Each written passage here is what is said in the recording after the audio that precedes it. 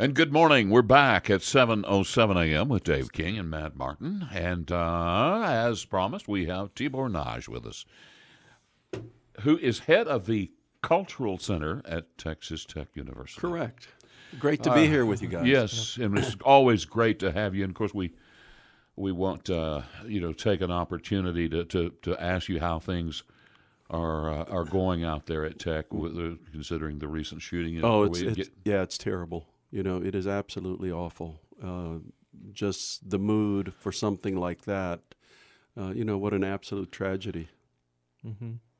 Well, yeah, and I'm sure we will bounce back. We are Texas Tech, Absolutely, we will. Glad to have you here this morning because there is so much to talk about. And during the off mic time, I was saying we probably have far more to talk about than we have time to talk this morning. So we need to jump right into it because there's so much ground to cover. But first off, let's do. I promoted this, and I want to get right to it. This is from Fox News this morning, and here's the story: vampire scare in Malawi prompts UN to move staff after mob violence, report says. Right. Now, people may not know that Tibor Nagy was an ambassador in Africa. In a couple of places, and my family and my wife lived in Africa for over 20 years, 8 different countries, and a couple of forces come together on these kind of stories. Number one, there is a very, very deep superstition throughout Africa and a belief in magic, which goes from the top intellectuals to the most uneducated rural folk, which is very present. You combine that with mob psychosis, combine that with people who like to get at their enemies, and you have these stories jump up periodically throughout the continent of Africa, whether it's poor albinos in Tanzania, being lynched for a sense that they are evil. Some parts of West Africa, twins are considered evil, and until recently, twins would be killed off. Oh, my goodness. Villages still have their witch doctors, and often neighbors will accuse their enemies that they have a grudge against and saying, I know that person is in this case, a vampire. And then mob justice and basically mob craziness takes over. Just like in South America, you often have soccer referees lynched at the end of a game.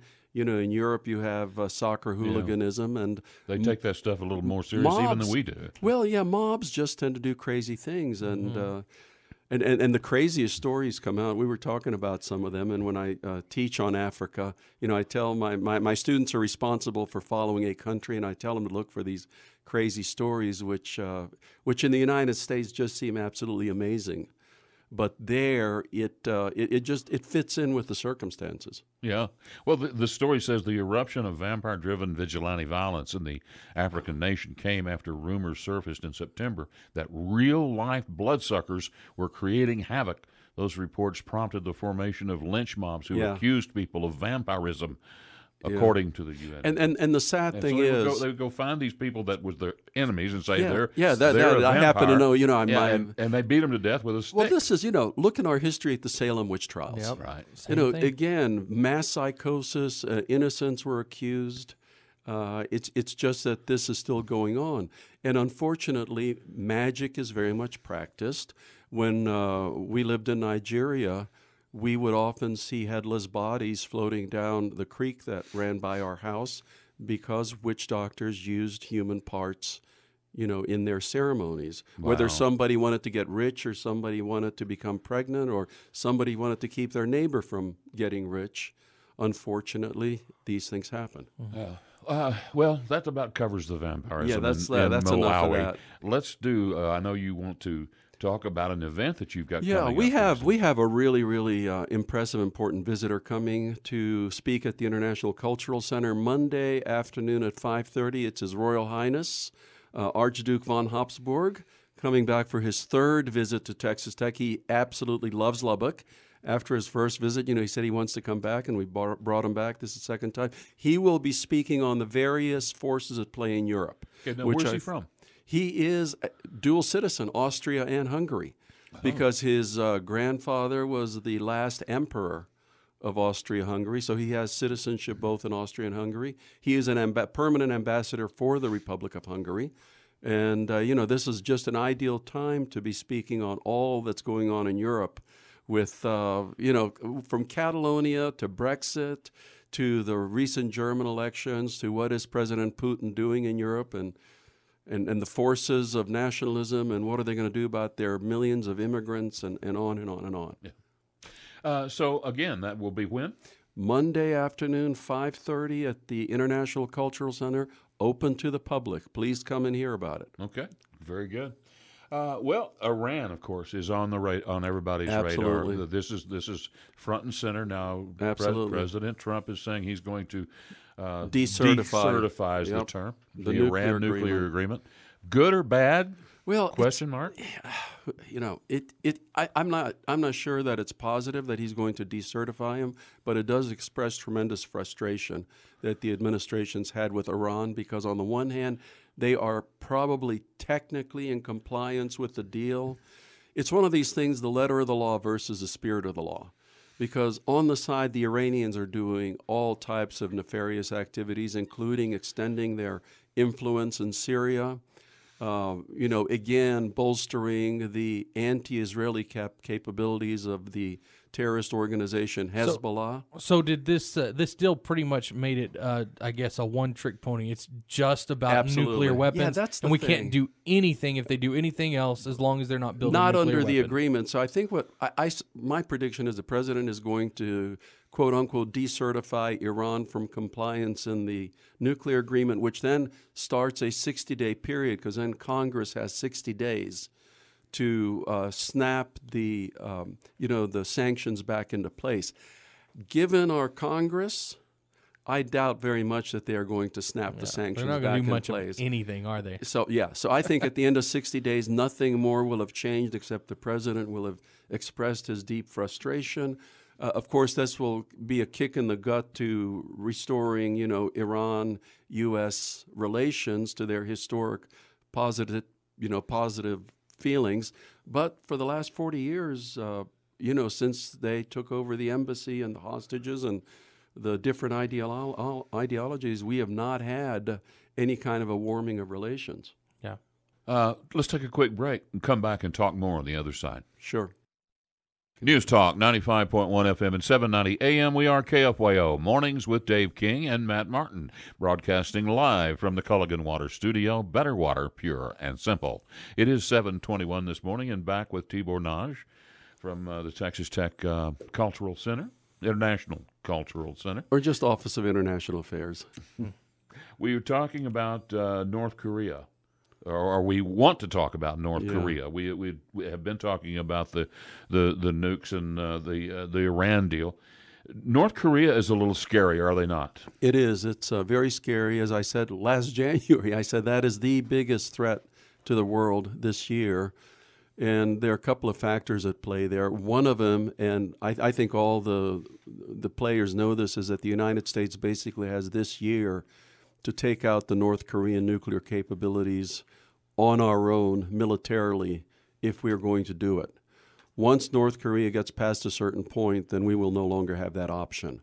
So there are a lot of dynamics at play that while we are deliberating our strategy, the North Koreans are pushing forward as quick as possible to work on all three facets of their program. One is the missile delivery technology. The other is the quality of the nuclear weapons, which we saw with the explosion of this huge device, which has caused earth tremors.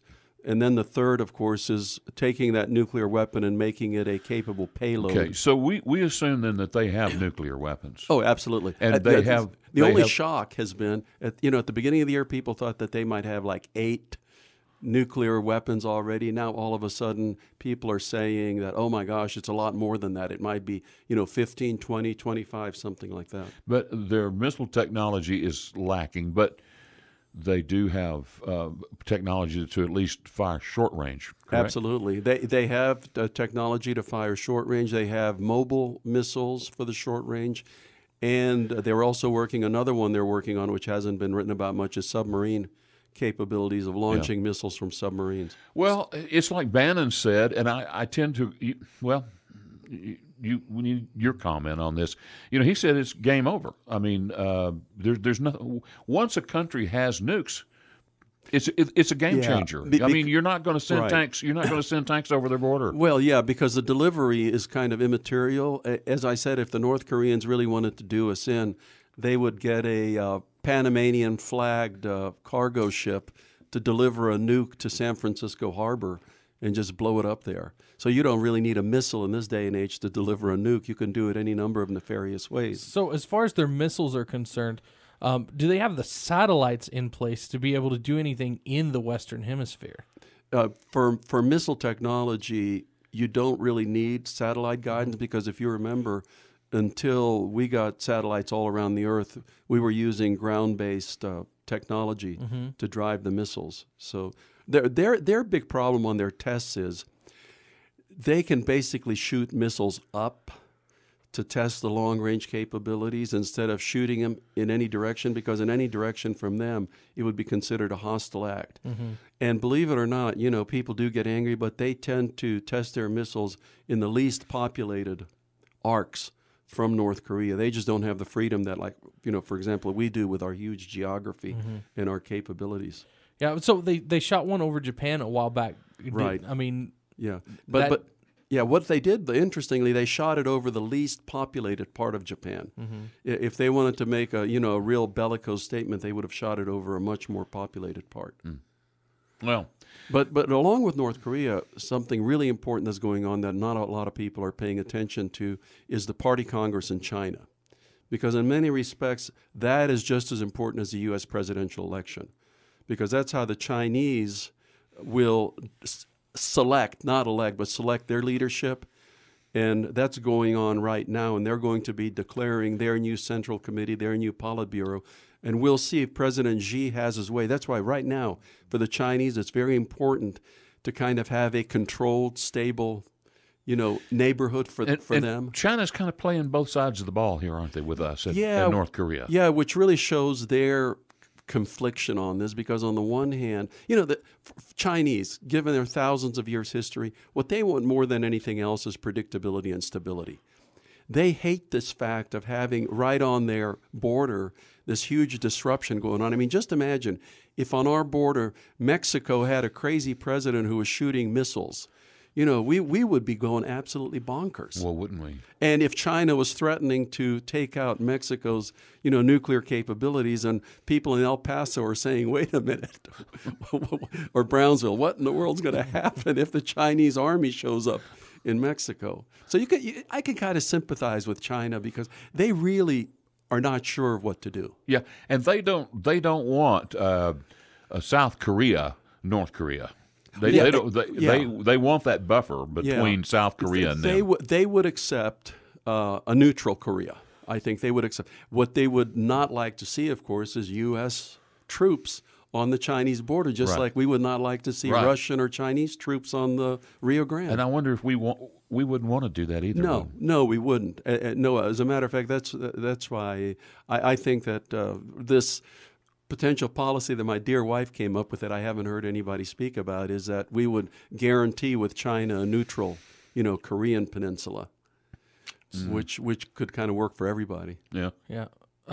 So as far as the Chinese and what they're doing, has Donald Trump, and him being elected, has that kind of thrown that into some chaos as well versus someone that would be more, because I think the more Chinese, stable, as you were saying? No, the Chinese really would like to engage with the United States, and Rex Tillerson does show a lot of stability towards China, but they just don't know what the president's going to do next. And for them, this predictability is extremely important because that is their worldview. Is, kind of a predictable, stable world. And as we know, the president does have a tendency to surprise people. So is that going to change the way they do their selection for their officials at all? I don't think so, because unless we pull the rug out from under President Xi, which nobody wants to do, he will probably get his people in. The question is, it's going to be interesting to see how many of the people, his own people, he gets in. Okay, and real quick, Hong Kong, what's as far as them being back to part of China, but they're mean Taiwan? No, the city. Oh, the city of Hong Kong. Yeah, I mean, the Chinese are just year by year exerting more and more influence, and Hong Kong will become indistinguishable from Shanghai. They don't seem very happy about it, though. No, but there's not much they can do. Yeah. Well, we're going to have to hold you over for one more because we've got some more ground to cover. So let's take this 7:30 break, and then we will be back with more after this. News Talk, 95.1 FM and 790 AM, KFYO Mornings with Dave King, Matt Martin, broadcasting live from the Culligan Water Studio. Better water, pure and simple. It is 7:35, back with Tibor Nagy from the Texas Tech International Cultural Center. We're talking about North Korea and Iran. And for those who don't know, I remind you that Tibor was a ambassador to a couple of African countries. So in diplomatic service for 32 years. Yeah, that's great, and doing a great job out at the Cultural Center. And that's something that the community, like I was telling you, we were there just a couple of weeks ago. I would venture to say that 95% or more of the public here has never been in that, which is too building. bad It's a because we do. beautiful Yeah, building. we do a lot of art shows in there, photo exhibits, and like this coming Monday, we do have a number of prominent speakers come through there. We had the Ambassadors Forum last year, and then a lot of people don't know, but we have about 10,000 K through 12 kids from the Lubbock area come through there and participate for their schools in various international themed programs such as an Ellis Island segment. We do programs on Africa, Asia, Europe, cultural events. So, that is there to do outreach to the Lubbock community on international themes. And I'd venture to say the vast majority of Lubbockites are not aware of that. So people should come by and see what kind of an art exhibit we have Get in some there. culture. International culture. Yes, go by and get some international culture. International. We could use a little culture. I think. Become more cultured. Well, let's do quickly though. Tell us about your event that you've got coming That's up. right. Archduke von Habsburg coming back to Lubbock for the third time. The International Cultural Center Monday afternoon, 5:30 to 7. He will be talking about all the issues going on in Europe, featuring the British leaving the European Union and all the forces that's unleashing, and we see that on our news every day. Last week it was Catalonia. The week before that it was the German elections, and this week it's the Austrian elections. So this is just a move through Europe. I mean, it's not localized. We're seeing this all over Europe. Yeah, Europe is having an extremely conflicted year. Although, to be fair, at the beginning of the year, people were very worried that the nationalists would win in France, and Putin would exercise even more influence. And election by election, it has turned out much better. European economy is doing well. If you have European-focused mutual funds, in your investments, you should be doing really, really well. But Kind of like what's going on here. Yeah, exactly. But Catalonia, that kind of came up on the radar screen, and a lot of people weren't looking for that. So Spain is fighting tooth and nail to make sure that this is not an official vote. Is Europe ever going to recognize Catalonia as its own country? No, see, that's the thing. That I think has given them pause, because the Europeans basically said, Catalonia, if you split away from Spain, you are no longer in the European Union, and you can no longer use the euro as your currency. Ooh. So that is a huge... But a lot of people don't realize what really worries the Catalonians is if they split, they would no longer be in the Spanish soccer league. and for folks over there, soccer is at least as it's much more important than the currency. As important as college football and NFL is here. So, I think it's even more so. Yeah, it is. I mean, it is a passion. So if the Catalonians kind of looking around saying, "Oh my gosh, we would have to form our own football league of two teams," not worried about forming their own military, not worried about the currency, but the if they have league, to have a soccer team, yes. And that gives a lot of people pause. Yeah. So one thing I wanted to ask, I read articles about the German election. Right. And one thing that I had read is you've got the Democrats are actually more the conservative party, right? Right. There. Yeah. But then the Free Democrats. They had another party that was considered an extreme right-wing party. That's right. And they were finished number 3. Right. And now, is that party really as extreme? I mean, are they not truly Nazis? I mean, they made them out to be these crazy Nazi party. No, they're not going to walk around and give the Hitler salute and have the swastika. But, like you take a look at the German politics as a spectrum, They are on the very, very far right of that spectrum. German constitution prevents a real Nazi party from being formed. It's against their constitution. But they can have a party which is kind of like the National Front of Marie Le Pen in France. So they are extremely anti-immigrant. They are anti-EU. Basically, Nazi party. Well, yeah, except they're not. They don't call they're them not that. saying that they want to kill, Jews and gypsies and and gay people. Not necessarily a racist party. But they are very, very right ideologically, and they do not want immigrants. Yeah. They don't want immigrants from the Middle East. They say enough is enough. And a lot of German people, it turns out, agree with them. Maybe not with their most extreme ideology, but they certainly agree with them on enough points. And they were very unhappy with Prime Minister Merkel to go out there and vote for this party. So, lo and behold, they finished third. Now, they're not going to take part in a coalition. Right. Because the other German party said, we will not form a Work with you. coalition with these folks. Okay. But they're going to be present, in their National Assembly, the Bundestag. Yeah. So it's So- going to be interesting. As far as that's concerned, is that going to force Merkel to look at the policies of the immigration Absolutely. that they've had? Yeah, and you hit the key point there. Because one thing these fringe parties do is they introduce into the mainstream elements and policies that then the mainstream politicians have to Vote take up. They have to vote on it. Well, no, Go on the we've seen record. that. Yeah, we've seen that, in our own country. And what this means is that Merkel all of a sudden has to say, wait a minute, I cannot have open borders because the German people are not going to do it, and the next time this party may finish number one. So it's very interesting. Geez. Well, and then we had yet more to talk about, but there's the music.